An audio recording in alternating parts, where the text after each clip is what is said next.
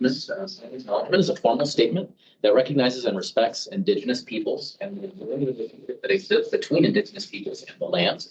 I'd like to acknowledge that we live and work on the unceded land of the Dena'ina people and thank them for their past, present, and future stewardship of the land on which we all live. With that, we can proceed to a roll call. Mr. Chair, Nolan Craddock. Present. Mr. Vice Chair, Al Tuano. Mr. Brian Flynn. Here.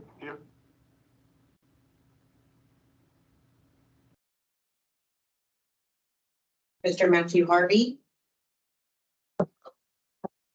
Mr. Robert Seltzer. Here. Ms. Lindsay Hostin. Here. Mr. Mark Lucan. Here. Ms. Carla McConnell. I'm here.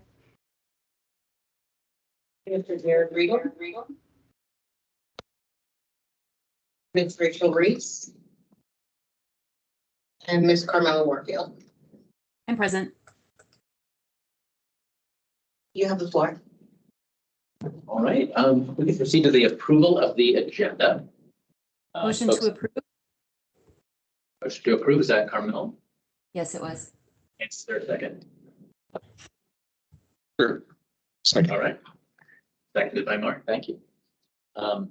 Then, okay, so items that we have today, it might actually end up being a fairly short meeting. We are going to get a report from the school district, but they had to be briefed. The assembly is also not able to give a full report, but they did send in some email information. I do not have a chair's report, but I will mention a couple of highlights that Anna Brawley sent in lieu of being able to get to the meeting today. Anna did in response to Al Tamani's question about assembly branch appropriations. Anna did send an email. I think it was sent to myself and Sharon, and we could probably forward it to the whole group. But she gave a little bit of an overview of what was appropriated to the assembly in the most recent budget, and it was a total of about 8.9 million. Which is about 1.59 million increase over the continuation budget. And that all went into specific areas that are mentioned here. 150,000 for a workforce study, $250,000 for a video center project for equipment at the Lusac Library for assembly meetings, some funding for a runoff election, Federation of Community Councils, a few other areas, legal contracts, communications policy convening, an additional attorney, a few other items like that. So we can make sure that that gets shared with everyone else to get some more detailed information. Assembly appropriations. With that, then I think we have both Ms. Lessons and Ms. Parrott on to give the school district update. So I'm going to hand it over to you guys. Great. Thank you so much. I appreciate the chance to step out of one meeting and zoom into this one. I wanted to give a brief update. First of all, it sounds like you guys are interested in hearing more about the budget process, and we will be focusing on that in February when we come back. But I wanted to update you with where we are. At our board meeting on Tuesday night, the board passed a memorandum that gives guidance to the administration to create our budget. And I have tried to work with our CFO to kind of cost out what this means from the things the board said were either on the table for potential reductions or off the table. So essentially at a high level, we have a $98 million structural deficit, and we have $71 million available in our fund balance, our savings account, which is there because we've had historic levels of salary and we've had historic levels of vacancies, so attrition with salaries and benefits. And then we also have some one-time state funds that we had set aside. So we've got $71 million that we can apply to the 98, and then we still have to make substantial cuts. So how do we get there? there was a non-action item at our last board meeting. It will be up for vote at our forthcoming meeting in the third week in January. And that is the administration has renegotiated the education center rent, our lease. And so assuming the board approves that, that will save us $700,000 in FY25, although there's an additional a couple $100,000 that we would save in this current fiscal year. So we can apply those savings to offset some of the deficit. A 3% administrative reduction of 1.2 million, a cut to all general fund travel of 430,000, implementing a 2-week hiring delay saves $1 million. Increasing the district's attrition estimate saves $4 million. If we halt the one-to-one student device replacement plan that we have, all of our 6th graders through 12th graders have Chromebooks. So if we put a pause on that replacement schedule for broken and old Chromebooks, we can save $1 million. We can reduce supply allocations by 15% across the district to save $1.5 million. We can increase our rental fees by a total of $100,000 or so. We can increase our student activity fees.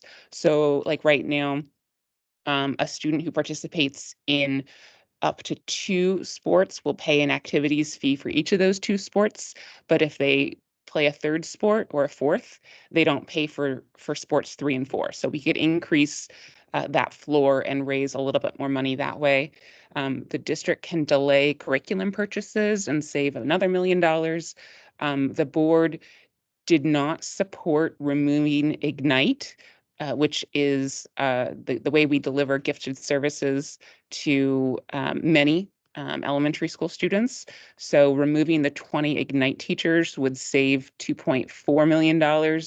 Reducing the immersion program supplemental pupil-teacher ratio, which frankly is something I still need to learn a little bit more about, would eliminate $1.4 million. We can reduce the number of holdback teachers for another $1.2 million. That limits our flexibility to address high class size bubbles and scheduling issues. We can cut virtual summer school enrichment options. So this would eliminate high school students' ability to get ahead academically. Has nothing to do with the summer school that we will be providing students to be in compliance with the Alaska Reads Act. But it does limit our ability to let students get ahead. And then where we are is that, if we still have maybe $15.5 million more or so in cuts that would need to be made. And those, if we try to limit the increase in our pupil-teacher ratio to just 1, we still have a gap. So we haven't solved it entirely. The board will be waiting for the February 6th meeting, which is when the board will see the budget for the first time, and then it will be voted on as an action item at the 2nd meeting in February. So that's kind of where we're at with a $98 million structural deficit, given the $71 million in savings that we do have available. So I'll pause there. It's kind of a laundry list. Thank you. I do have a question. So the 71 million in one-time funds, what does that leave in the tank for next year if there's no PSA? Does that deplete any kind of? Yeah, so that's a great question. So the fund balance we authorized, so just for perspective, we're having historic levels of vacancies and attrition. And a year ago, the board authorized spending the fund balance down to the board minimum. And since that time, the fund balance has, and I wouldn't call it magically, but it has rapidly grown again because we are not, we're not paying competitive wages in a lot of the areas. And so folks are turning to other industries. Maybe some are, I don't know, going to work for Amazon, the new Amazon facility in town, or Qdoba, or they're driving for tour companies rather than driving for the district. So because we haven't been able to pay competitive salaries in many of our areas, the vacancy rates have just gone through the roof. So my sense is that even though a vote to spend $71 million of fund balance would require a supermajority of the board, because that brings us down from 8% to a 5% level. Unfortunately, in this climate, with static funding from the state, I am reasonably confident, and this is just me as a person, reasonably confident that we will continue to have vacancies that will increase our fund balance again next year. Other questions? Hi there, Mr. Chair. I have my hand up. This is Carmela. Hi, Kelly. Hi. Yeah, go ahead. Great, thanks. I have a few questions. My first question is, you said the board did not support removing Ignite. Does that mean the cuts to Ignite that you mentioned after that are off the table, or they're still being considered? That the administration, so the board did not, in its discussions on Tuesday night, there were not 4 members of the board who decided that Ignite was something that should be taken off the table for discussion. So it is within the realm of possibility that the administration will propose a budget that involves cutting Ignite. Does that make sense? Just to make sure I'm understanding, I'll So just repeat that. Yeah, It's still on the table is what you're saying. It's on the table, yes. Okay. And the same thing with immersion class ratios? They're still on Yes, the table? and I actually, that's a question that we have a finance meeting at noon, and as I was reviewing all of this, I realized that I truly don't understand what reducing immersion programs supplemental PTR means for the immersion program. Dr. Bryant said, in essence, this was a way to protect it, but I actually don't know what that means. I'm going to put on my personal board member hat. Our sports and activities cost the board $5 million. And I find it really troubling at this moment. And I say this as a former high school student athlete. I personally find it troubling to think that we're going to be funding sports and activities at the cost of maybe 50 teaching positions, or the loss of programs. But that may be something the board has to consider come February. Thanks for that information. I know you have I think Nolan said you have an abbreviated window, so I just have a couple more questions so I can be respectful of your time. So you said it's 98 million. I think at our Halo meeting, it was said to be 110 million. So I want to confirm it's 98 million. Is that correct, that the deficit that you referenced? 98 million is what yes, it's 98 million.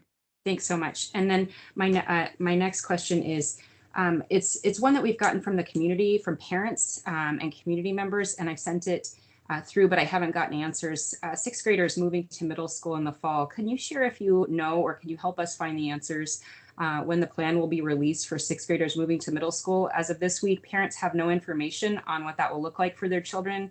They don't know if they'll go to the traditional middle school model, or if they'll have the same teacher generally, except for electives and pullouts.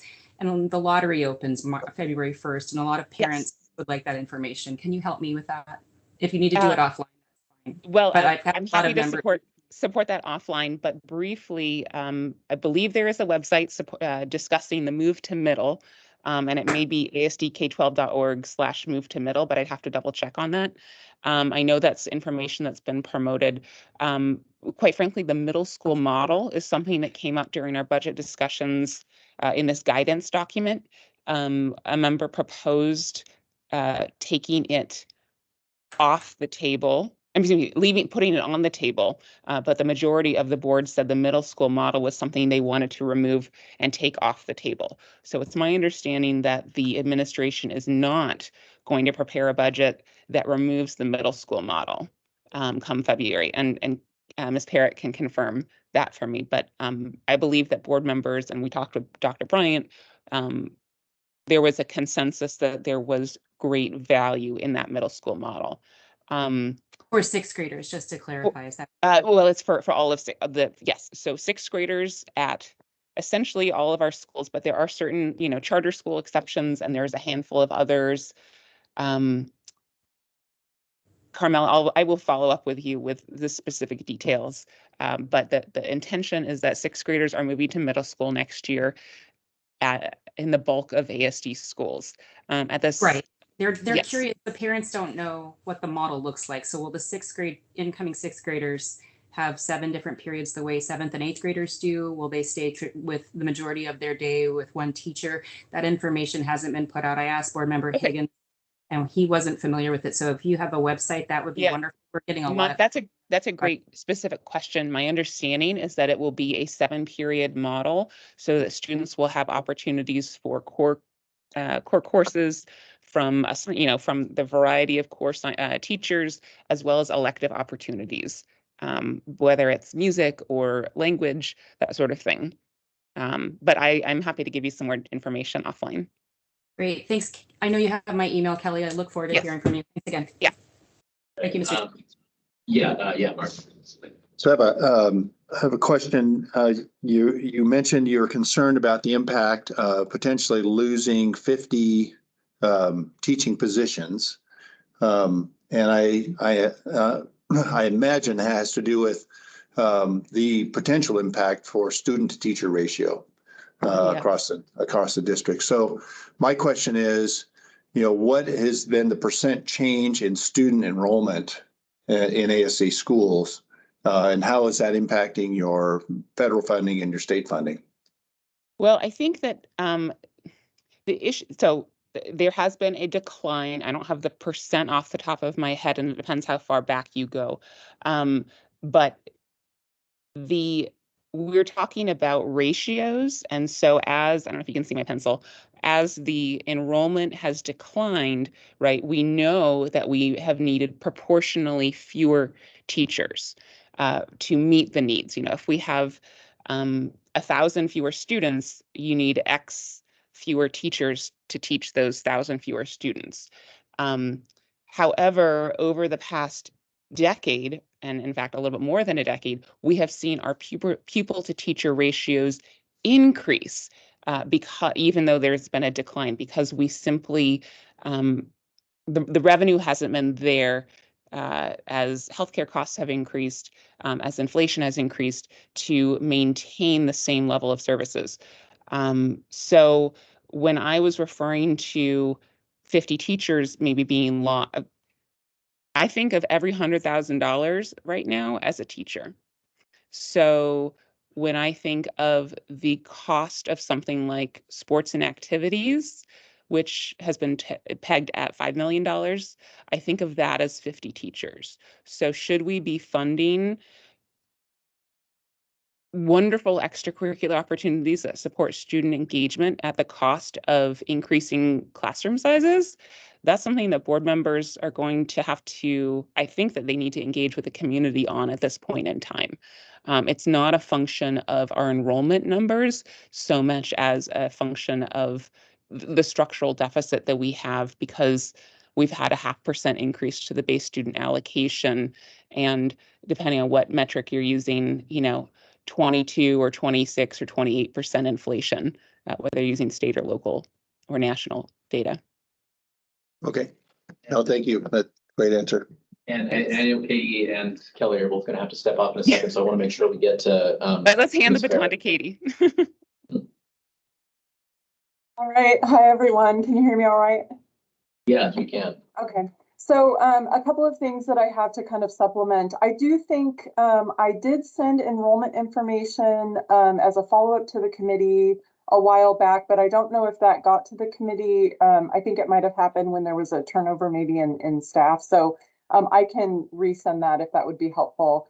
But to kind of follow up on what Ms. Lessons was discussing is the other thing with enrollment is sometimes those enrollment declines don't happen equally, right? So it could be that it's not 5 students coming out of one class or 10 students coming out of one class, but 5 students coming out of 5 different classes or 5 different schools. And so the metrics on that, we do adjust our PTR based on our enrollment. We also adjust in our budget certain other factors like supplies allocations based on our enrollment.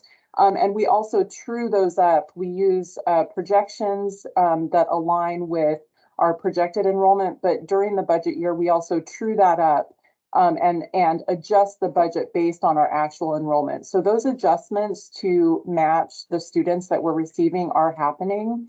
Another thing that I wanted to add was that with regard to our fund balance, another thing that has helped to supplement fund balance aside from the attrition that we're seeing, is those one-time funds that come in too late for us to really repurpose within our budget, or that they're really put to save for the next budget year. A lot of the times, as you know, the legislature acts after we have an approved budget, and so we may receive supplemental funding or one-time appropriations, and those are actually set aside in the fund balance for future budget years. So that has also helped to kind of keep the fund balance at the level that it's been. Ms. Lessons mentioned a lot of the items that I could speak to related to the board's guidance to the administration. I can confirm her perspective on kind of what took place in the direction that we were given. An additional note that I wanted to make is, in conjunction with that guidance that's been provided, the district is going through an internal process right now to review every one of the budget requests line by line with the departments and the leadership team to take a look at any additional line items that we can shave off of the budget, either items that can be taken out because we're really not planning to do that now or in the future, or items that can legitimately be postponed. And what I would say about that, some of the items that we've discussed in terms of receiving guidance from the board, it really truly is a postponement of costs rather than a complete elimination, because we know at some point we might have to bring those back. So a perfect example is the one-to-one replacement schedule that we have for student devices. More and more, there's textbooks and curriculum and materials that are really offered only online. And so needing to have a one-to-one program is vital, and it's kind of projected to become more critical in future years. And there's some decisions that we'll have to make that are very difficult that could come back as a cost or could come back as a higher cost. So one of the other things that we're doing as an administration is really taking a look at, when we're making these decisions about postponing a purchase, about removing a position, what is it that we're truly losing? What does that really cost us in the long term? And what are we giving up? And some of those discussions are in progress right now, and we're really wanting to be very familiar with the decision making that we're doing in terms of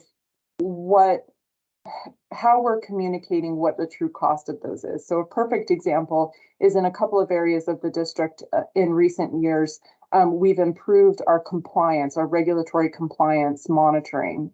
And some of those positions that could be removed, we just need to know that in that area, we might be giving up, essentially effective monitoring or things that the district in recent years has really focused on improving, and either postponing some of those improvements or maybe trying to spread our other staff around so that we can still cover those, but maybe not to the extent that we currently are. But all that to say, there is really a very comprehensive review that's being done right now of the budget with multiple team members and lots of input to really try to identify everything that we can to alleviate the need to cut positions or to make decisions that are going to be very detrimental to student outcomes. So that effort started last week and will be conducted through the end of this month to be able to provide the preliminary budget to the board. And then ultimately we'll do a review of that for the commission, that first meeting in February. Excellent. Well, thank you very much. You guys, I think, probably have to sign off now, if I'm not mistaken. So, but we appreciate the update. We look forward to meeting next month, but we'll go into this in more depth. So, Thank you very much. Okay, thanks. Bye-bye. And the last thing that I would say is, if there's specific questions or items of interest of the commission members that you would like to send us ahead of time so that we can make sure that we're providing information or bringing information and being prepared for that presentation, please just send those forward. We're happy to kind of tailor the presentation to what the commission is wanting and what would be helpful. very good. Thank you. We'll do that. All right. Right, then next up on our agenda, I think the floor is yours, Sharon, to talk about OMB and financial reporting. Okay, so I'll start off by saying that was an amazing presentation. And I think that if they're contemplating boosting their fund balance from 8% to 5%, that would be out of compliance with the fund balance agreement that the school district is supposed to have with the municipality. I think that we have a fund balance agreement that requires them to maintain a 10% fund balance. Because it helps them maintain their bond rating. And if they reduce their fund balance to 5%, it's obviously, I wouldn't want to be in their shoes and have to make these tough choices. So I'm not criticizing the choice of taking $71 million out of fund balance, but reducing their fund balance to 5% could have the effect of a reduction in bond rating and hopefully not a reduction of bond rating to the municipality of Anchorage as well. That's what I'm worried about. And if it affects, even if it only affects the school district and the upcoming bonds for the school district to pass, the impact will be that their interest rate will be higher. Yeah. And they're just digging themselves into a hole. So I don't know if it's penny wise and pound foolish to spend fund balance, but obviously if 50 teachers only saves you $5 million and you have $71 million of a problem, I'm just concerned because I think it was Nolan that said, well, what about next year? Do you have another $71 million that you're gonna have to cut? And I'm not sure that the question was answered or not. Maybe. They didn't seem to, well, it shouldn't have like a dollar figure, but Yeah. yeah. Yeah. So anyway, I'm concerned that two things. Number one, that if they could already, if they're at 8%, that's not in compliance with their fund balance agreement with the city. And number two, that if they drop their fund balance to 5%, that it could affect the municipality of Anchorage's bond rating or their bond rating. And number three, that it could affect the cost of any bonds that are passed, theirs or even the cities. So, but I'm not criticizing their decisions because I don't know what other decisions they could make. So ASD and you have their own separate bond ratings, correct? Bond authorities? That's a good question. I don't know. I think I don't know. You know what? I'm going to find out before our next meeting. Yeah. Follow-up So question to that one, if I may, Lynn. If going below the certain percentage affects the bond rating of the municipality, is there concurrence needed from either the body or the administration or both for them to make that decision? And what does that process look like? And if you don't have that today, could we know what that looks like maybe for next meeting? Yeah, could I find out for next meeting? Because I don't know the answer to that question. And I think the question is excellent. Is it their unilateral decision to drop their fund balance to 5%, or does the city have some say in it? So maybe I might see if I could get Ross Griswold to attend and he can talk about, what exactly is the agreement? Because I do recall there was an agreement for them to maintain a certain level of fund balance. I'd like us to maybe share a copy of that agreement amongst ourselves and see how far is the deviation and ask his opinion as to whether or not if they get down to 5%, what would the impact be to the city, if any? I could be wrong. And then do we get our own individual bond ratings or do we just get a single bond rating? Because I think, it would be good for us to get a handle and be aware of what the city may be faced with because of the school district's actions. Because the city is fighting really, really hard to recover our 12% bond rating designation after what happened with COVID and the earthquake. And essentially we're now there. We've just achieved the 12%. And if the school district sinks the ship, and we don't have any control over that, at a minimum, it would be good to know what's happening. You know, if the city's bond rating designation is dropping and the cause of it is the school district, it would be good to be able to identify that. So I'm hoping maybe the committee would add that as a topic for their next meeting. I think that would be, yeah, Okay. I think that's something we can add. Do I have it right that our next meeting will be after the vote? When is the vote? April. Oh, Oh, yeah, it's not till, plenty of yeah. time. Okay. it's Yeah, not- those are about their 25 budget. Oh, Yeah, right. What was that date? I couldn't hear it online. I'm sorry. What was the date of the approval, please? I don't think we know, but it's April. It's in April.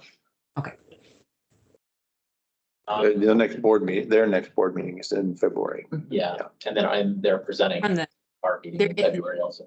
just to clarify, their next board meeting is January 23rd. They're now on the Oh. same schedule every month and every week as the assembly, unfortunately, same day. So it's, Okay.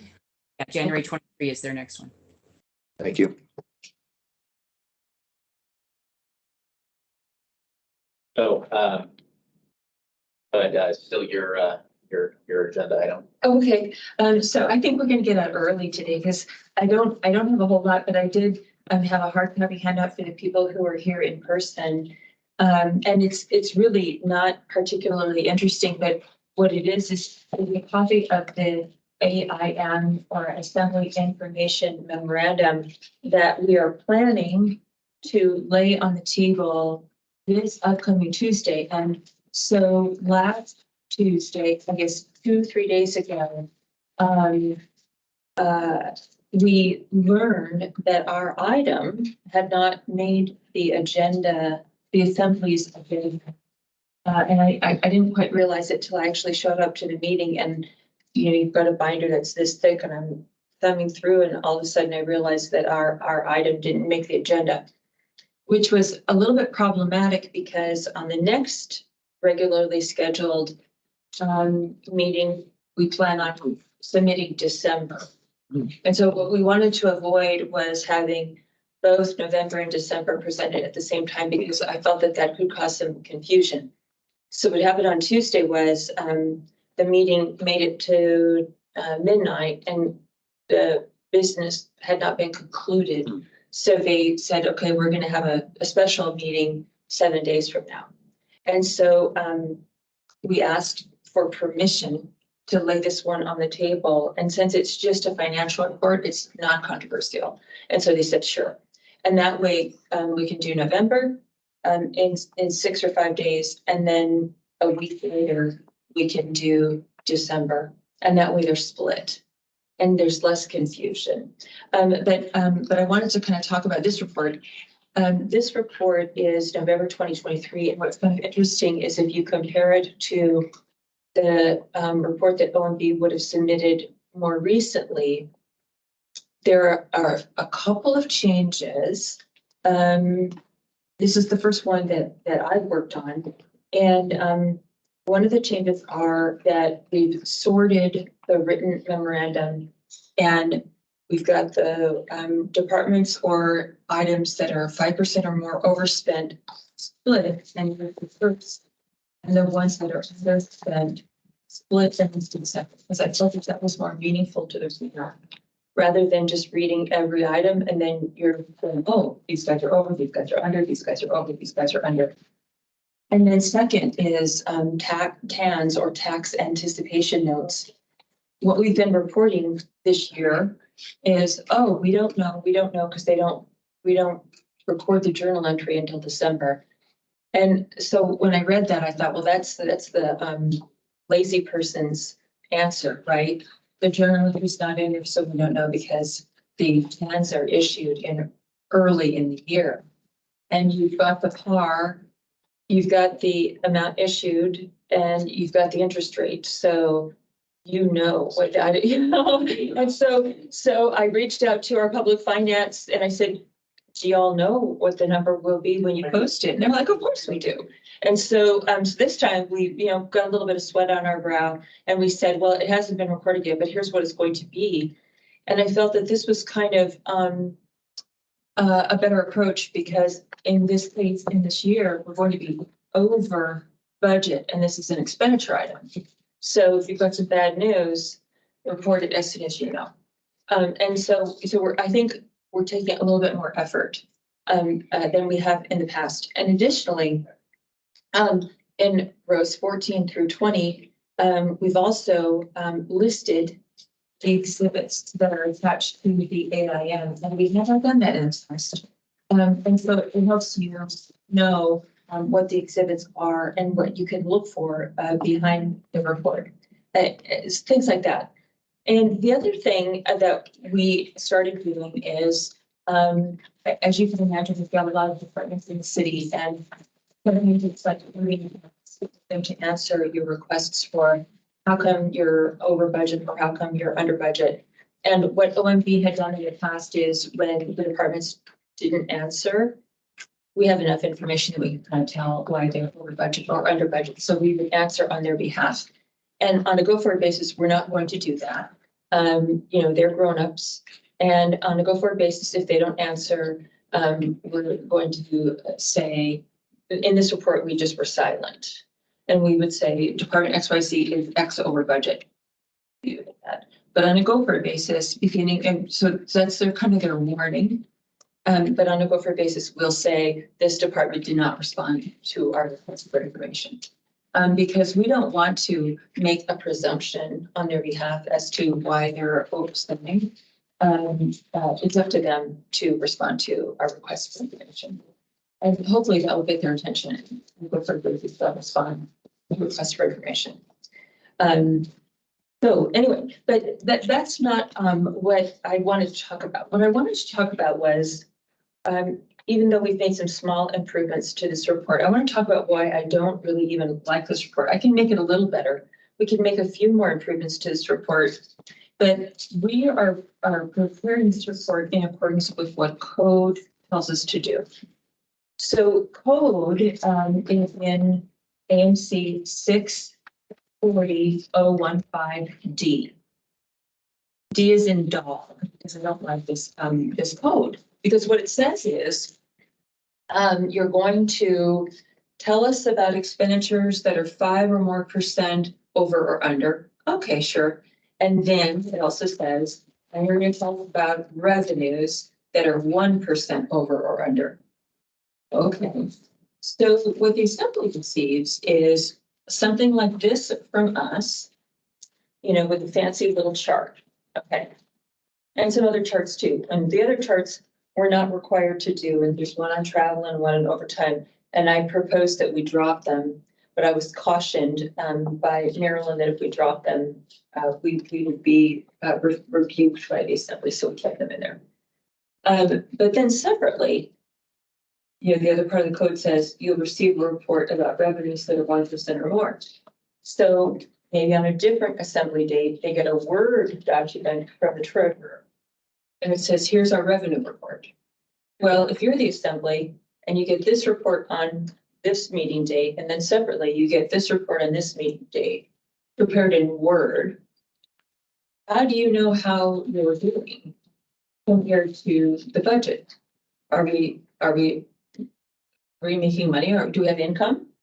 Are we losing money? How are we doing the budget? Because you'd have to literally go back to this one, and then you'd have to get out your adding machine and add them together. And then hopefully they were on the same reporting date, and to know how you're doing. And then you'd have to, if you wanted to know, like they were talking about fund balance. Okay, we have this much fund balance, we're going to drop down to this much. You'd have to also open up your most recent ACFR and roll it 2 years, because it's been 2 years since we've had one, in order to know if you have 4% of fund balance or 12%. This is good information, but it's inadequate to know if the municipality of Anchorage is financially healthy or not, right? So it's 15% of the information that if I were an assembly person, I would find adequate for me. So what I'm hoping we can do is give them what they want, not what they asked for when they wrote code. And I would define it as this. They need a balance sheet. Yeah. Assets minus liabilities equal what I would call equity, but what here we call fund balance. But even more so, you've got all these different types of fund balance. You've got fund balance that we've set aside for MLMP. You've got fund balance that people have already got their hands on. And then you've got the fund balance for the 12%, right? And so we really want to track that 12%. Are we above or below that? But we need a balance sheet. And you know what? Since I've been here, it's very hard to get your hands on a balance sheet, which is really scary. 15 years ago, you got them every month. Now you can't really find one. But I'm intent that if I stay around here, that we're going to start figuring out a way to produce that, not just once a year. Number two, we need to produce income statements for the 5 major general funds combined, where you take the revenue and the expenses and put them together, so that you show, are we making income or are we losing money?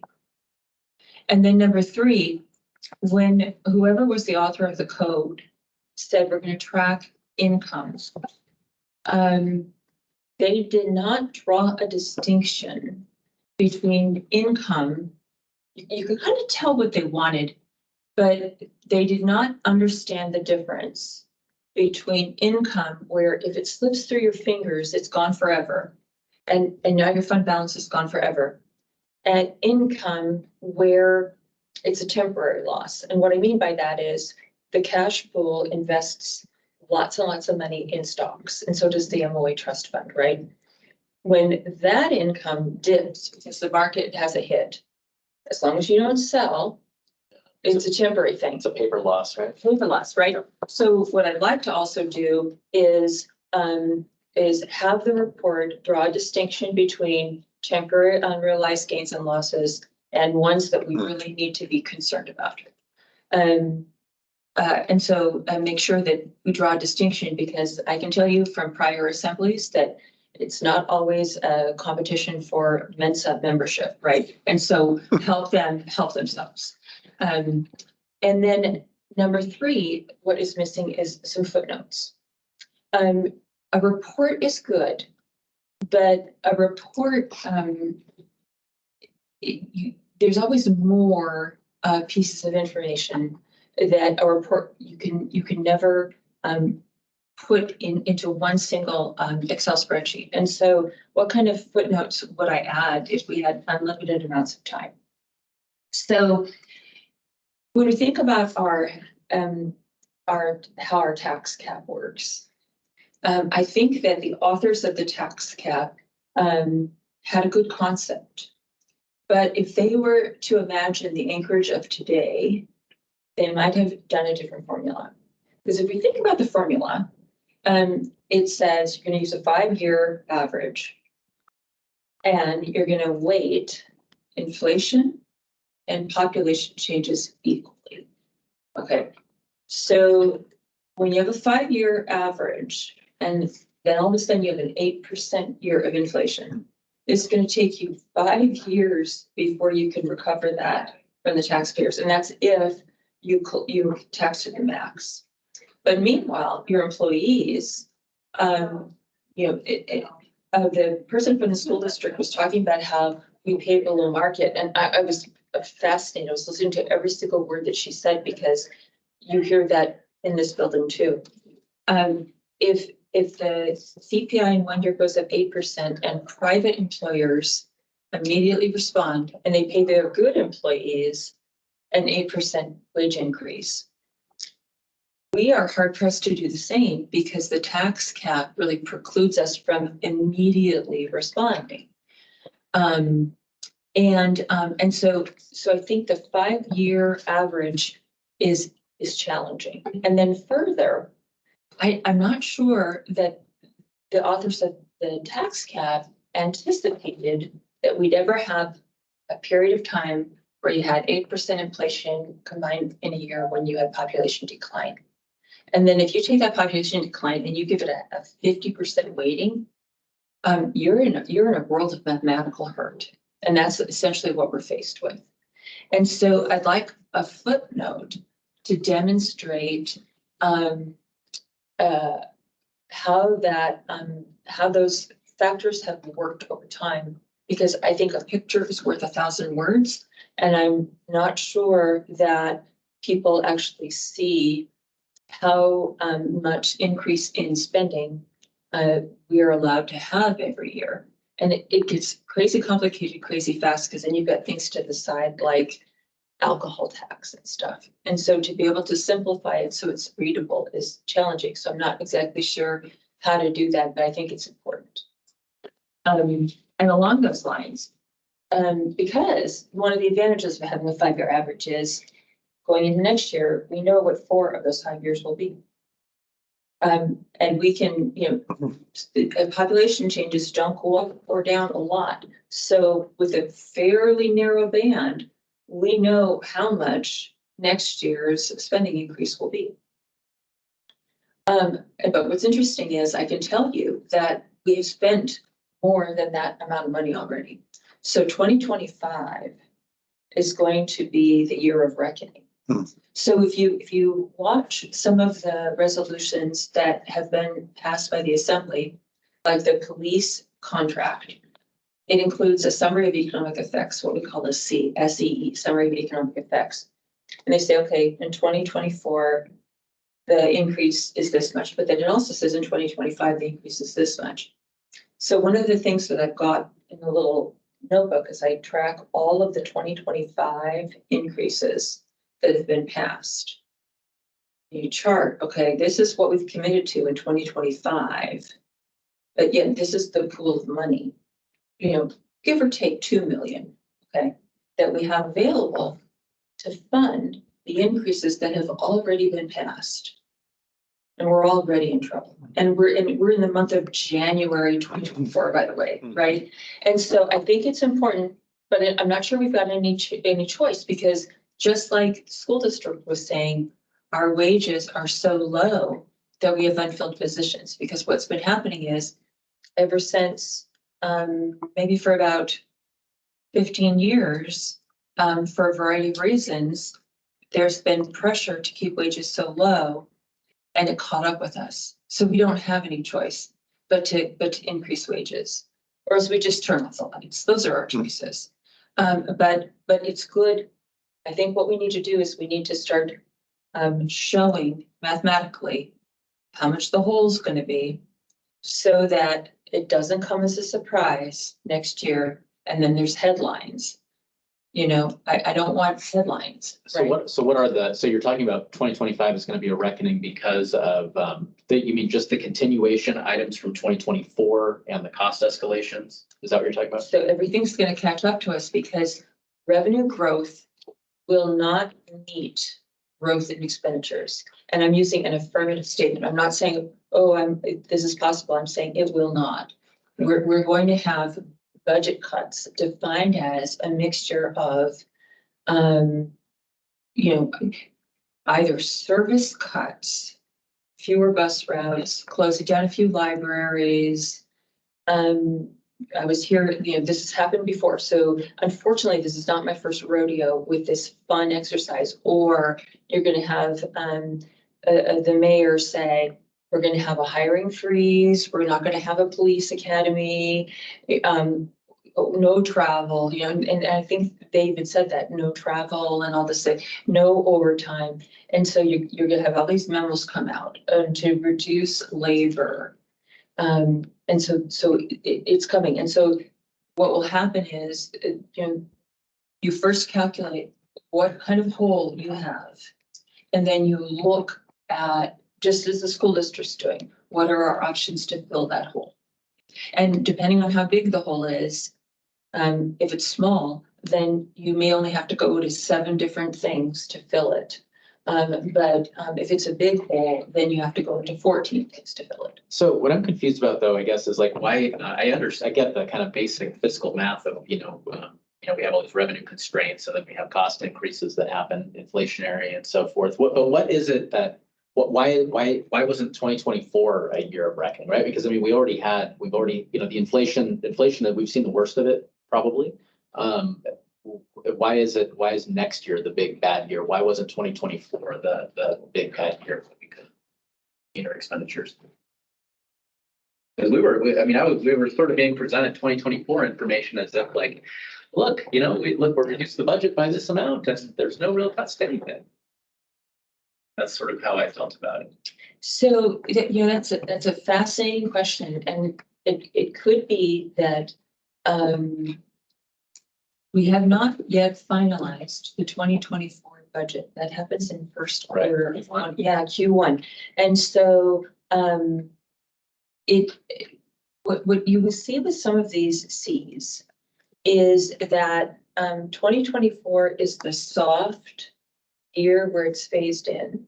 Because with some of these labor contracts, they're being negotiated right now. Right. And so 2025, I would call it the full year, right? And so 2025 is the year where you really feel the impact of some of these labor corrections. And some of them haven't been implemented yet. 2024 has already started. So 2025 is the year where you'll really feel it. So the police is a big one, right? The APD one is a big one, right? Yeah, so APDA, if you look at the C, and I'm working off of memory here, but I think 2025, if you look at the C, it's much bigger in terms of impact than 2024.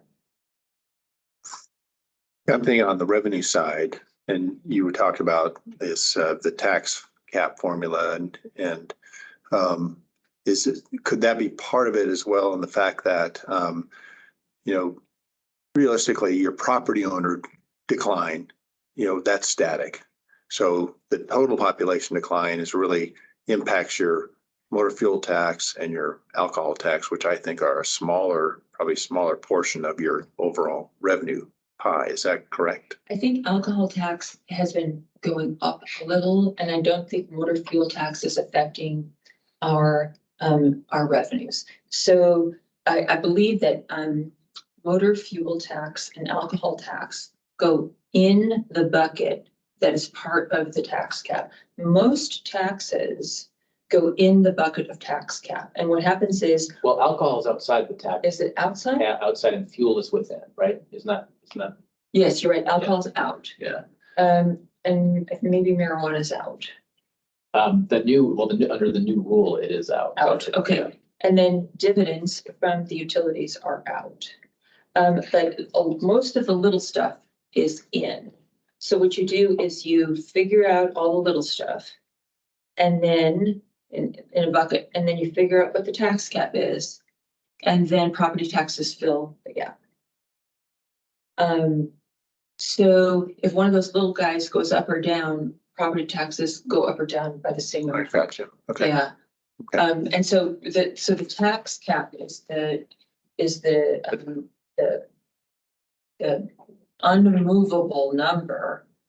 And then the only things that are variable are the outside items like alcohol, marijuana, dividends.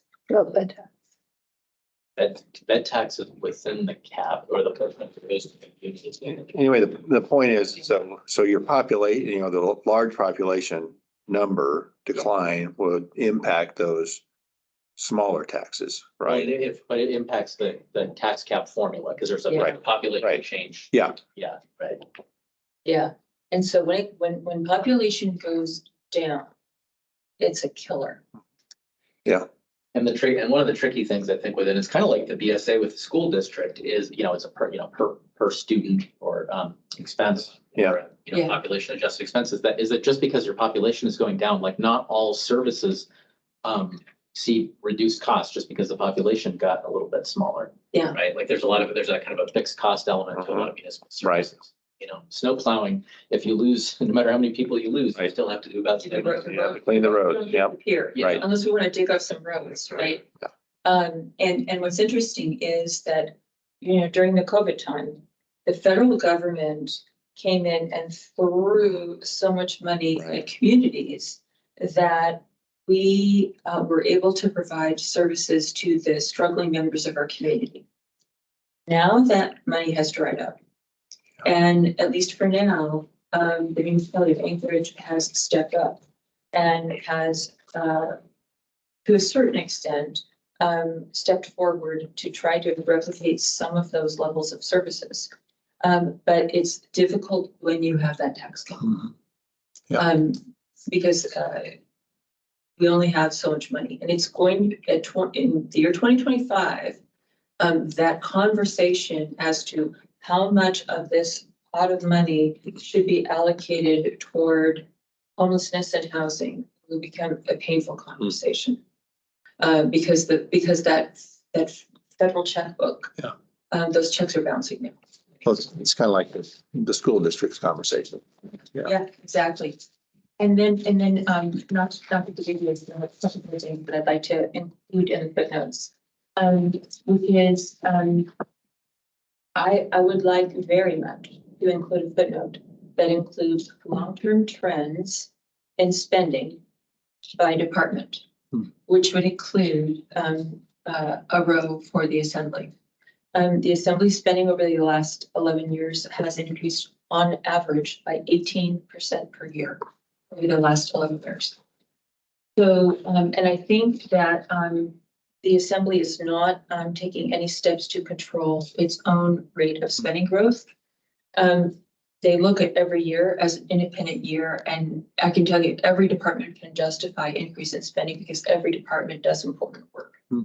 But I think that it would be important to get some long-term facts on the record so that perhaps the public can provide some pressure to the assembly to control its rate of spending because the administration has been unsuccessful in doing so.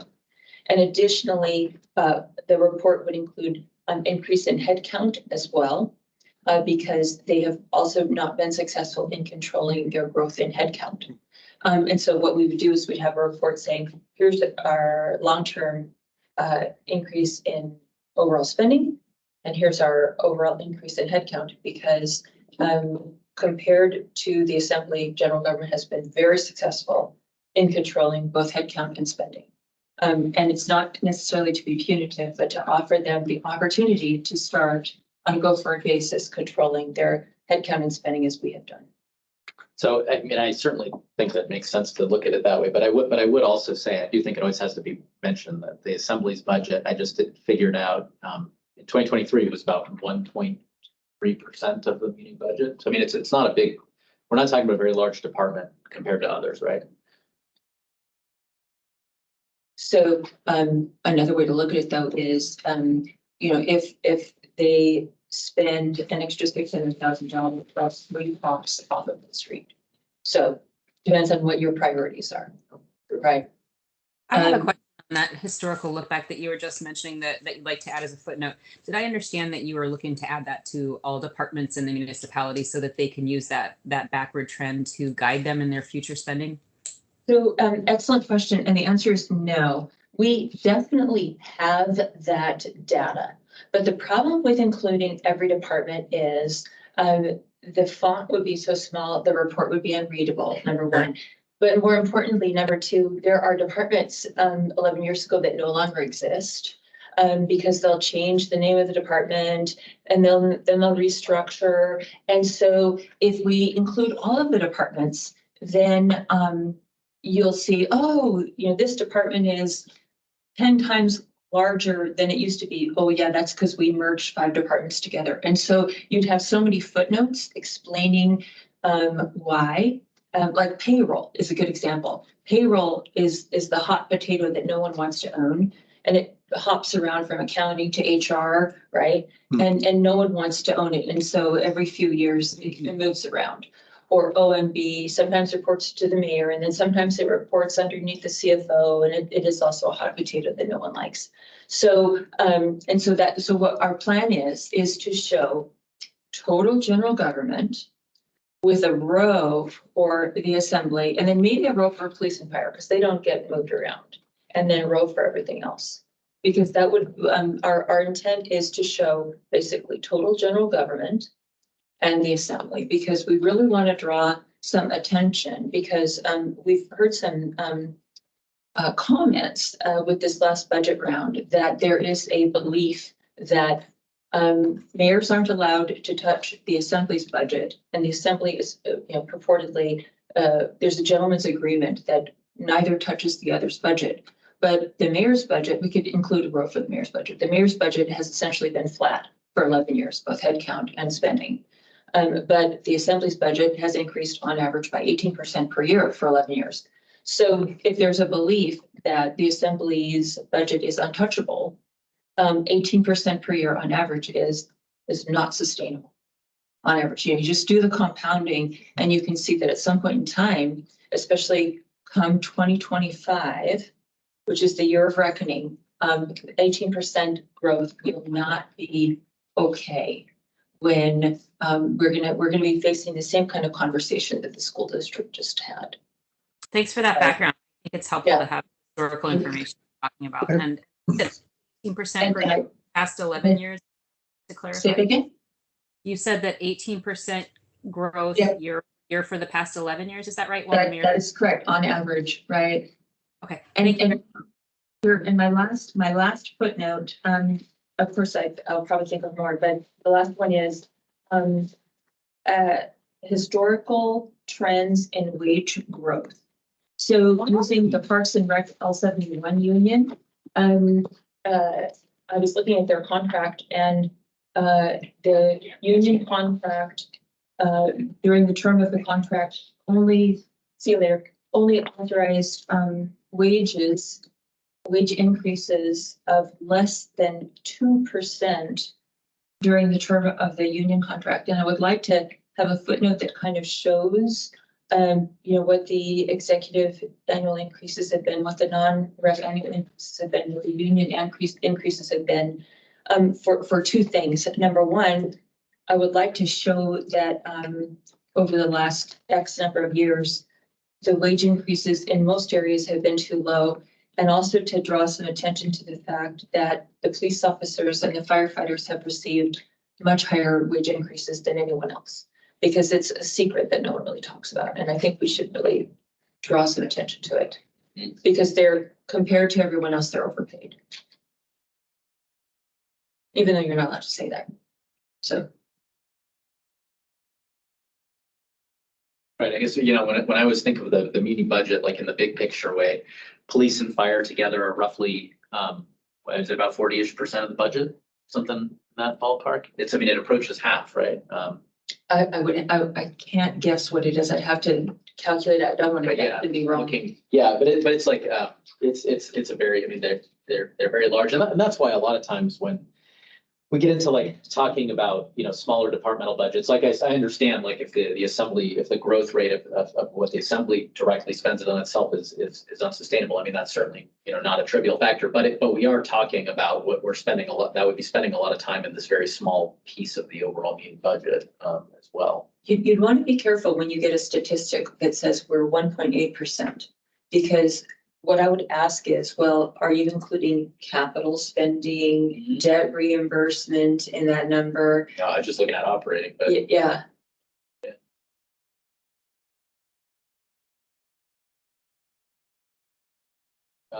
other questions for Sharon? One that I have, in the proposed budget, in the mayor's proposed budget, or I think, or in conjunction with the mayor's proposed budget, there was talk, I think before you started, about putting OMB under the CFO. Yes. Is that on the table still, or? Well, if it is going to continue moving forward, it requires assembly approval. Right. Was it voted down, or has it just not been? It has not been floated to the assembly yet. It used to be under the CFO when I was CFO, under mayors Mark Begich and Matt Klayman. And then when OMB Director Cheryl Frasco was hired by Mayor Dan Sullivan, as part of her hiring agreement, Dan Sullivan proposed to the assembly a reorg where the OMB Director would report directly to him. And then it's been like that basically since, right? Since Mayor Dan Sullivan became mayor, correct? Right. Are there kind of relative pros and cons to it that you see? So I can give you some pros and cons. One pro is, you know, there's a general thinking in management that any manager should not have a lot of direct reports. Right. So one pro is that the mayor would have fewer direct reports, right? Like a good org chart. Since I've been here, I have concluded that there are 2 or 3 other divisions that I would put under the CFO before I would put OMB under the CFO. And I've had conversations with the CFO about these divisions and the critical need to move them under the CFO so that the effectiveness of the city can improve immediately. If you think about the municipal manager, he's got, what, 40 departments underneath him, right? And compare it to the CFO, and he's got controller and what else? I don't know, AP, but I think the CFO has capacity to take on some of these functions and improve them. And the city would be better off within weeks if we made some structural changes and moved those departments underneath the CFO. And at least one of these departments was underneath me when I was CFO and no longer is. In terms of cons, I can think of at least 27 million cons. So if you open up the 2021 ACFR to schedule AA7, I believe, and you look at the second row from the bottom, budget to actual, you'll see that there's an expenditure that is $27 million over budget. And the explanation behind that is that the controller division posted an item that there was no budget authority for. Even though the CFO at the time, who was Cheryl Frasca, because she had come back, had said, if you want to do this, we have to go in front of the assembly and request a budget appropriation. There was a special revenue fund. And the controller division didn't want to be bothered. Right now, what you have are two divisions, and you have controls and balances, checks and balances. If you put the OMB department underneath the CFO, you lose that. And what you have is the ability for the controller division to post and push through anything it wants to, and you lose the concept that the assembly appropriates the budget. And you would have more of what you had in 2021, where the controller division posted what's called a top-sided entry, where what's in the computer system and what's in your ACFR don't agree by $27 million. The controller division said, we don't care what's in the computer system. Here are our financial statements. And they're $27 million different. And that is frightening to me. So I believe that if you want a system of strong internal controls, the two should be separate. Another reason to have the OMB director report to the mayor is because you would attract and retain a tier 1 OMB director. So the reason why the reorg happened is because Cheryl Frasca was an OMB director who had reported to 2 governors, and she wasn't going to be, second tier executive. So she negotiated it. And similarly, I'm certainly not going to be a tier 2 executive here at the city. And so, if the reorg happens, then the city will have to do a search for someone willing to be a class 2 executive. Right. And so, and we could go on and on and on. There's a lot of reasons not to do it. Sure. Okay. Thank you. That's helpful. Do we have any other questions or discussion on this item? Good. Well, a lot of really interesting stuff, so thank you. I appreciate that. I don't think we have any members of the public in person or online. And I don't know if we have any open discussion or anything else that people want to discuss, members want to discuss. Mr. Chair, this is Carmela. I had one thing. Excuse Yes. me. I'd like to ask that when I think of probably about the July timeframe, it looks like that the budget preparation calendar comes out. And I want to ask if we could have an action item if we could have an agenda item for our July meeting where we take a look at what that timeline looks at and then take a look at our scheduled meetings for the second part of the year so that we have time to, if it affords it, to have time to prepare our memo and have discussion and have a meeting, have that as a part of a meeting. When we did our memo, and thank you very much for all your work to get that out. I know that, that to everyone in the room and at the table, there was question that it went out via email for us to take a look at. And last year it was said that we sent that out via email for vote and deliberation. But if you take a look back at your prior, we actually had like a 10-minute Teams meeting where we went through the memo. And I know everybody, sometimes we don't have the luxury of having additional time, but I would like us, if we have it, once that draft calendar is published, that we have some time to deliberate what our memo is going to look like and the votes for that process. So thank you, Mr. Chair. Thank you. Yeah, good comment. Yeah, I think we probably could have had better deliberation on that, but we had many months without actually effectively convening because we didn't have quorum also. Well, there's So a lot of there were moving parts, and I know Yeah. everybody's not compensated volunteers here, so that's why I wanted to put it out today, so we could maybe look at that in July and then give us some time to schedule around it. And I know you do a lot of work for the commission, Nolan, so thank you, and to my fellow colleagues and the staff for the support. I think it would help us have some impactful discussions if we could look at it once that new schedule is published, to help guide our meeting schedules too. Sure, absolutely. Thank you. Other than anything else? Then our next meeting then, I so just, next- sorry, I just Go wanted ahead. to say, thanks so much for the presentation this morning. It's been very insightful and I appreciate the information. I look forward to seeing the docs from you. Thanks again. thank you. So next meeting, February 8th, and that's when our deep dive in the school district budget. And I'm not remembering offhand. We had a couple of other topics I think we wanted to dig into, and I can't remember if we had something in mind for March. Did you want someone from roads to come and do a presentation? Was that one of the ones that we had? Was it? Maintenance, no. Oh, M&O, that's right. Maintenance. Yep, that was another one we wanted to have meet. Yes, that if that could be, March? March could be a good time for that, probably. Okay. Thank you. That's the other big one. And then, yeah, March 14th, April 11th will be the next couple meetings. So anything else then before we convene? Or before we adjourn? Anyone want to make a motion to adjourn? So moved. So moves Carmela. Is there a second? Second that. Second, this is Carla. Thank you very much. Carla. With that, then I think we are adjourned. Thank you, everybody, and stay safe. Thank you. Thank you.